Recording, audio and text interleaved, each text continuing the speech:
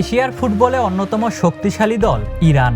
বিশ্বকাপের চূড়ান্ত পর্বে এ পর্যন্ত 7 বার খেলেছে দলটি। এবারও তারা জায়গা করে নেয় আসন্ন 2026 বিশ্বকাপে।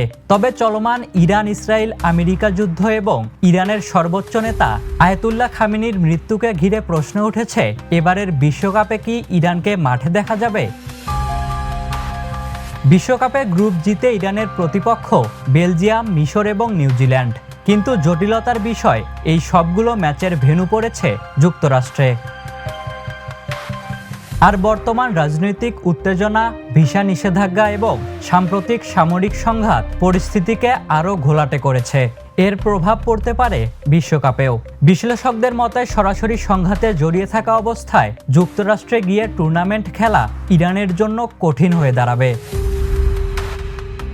যদিও ফিফা সভাপতি এই বিষয়ে বলেছিলেন, ফুটবল ও রাজনীতি সম্পূর্ণ আলাদা। তবে বাস্তবতা বলছে ভিসা জটিলতা ও নিরাপত্তা পরিস্থিতিকে আরও কঠিন পরীক্ষায় ফেলেছে। এর আগে ইতিহাসে এমন নজির আছে। 1982 ও 86 বিশ্বকাপের সময় ইরান ইরাক যুদ্ধের কারণে ইরান নিরপেক্ষ ভেন্যুতে খেলতে অস্বীকৃতি জানায়। এদিকে ইরান ফুটবল ফেডারেশনের সভাপতি মেহেদি তাজ আসন্ন ফিফা বিশ্বকাপে না খেলার হুঁশিয়ারি দিয়েছেন।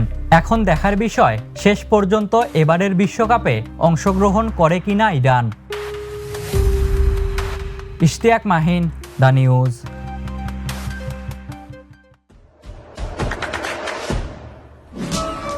দেশে দেশে সবার সাথে দ্য নিউজ।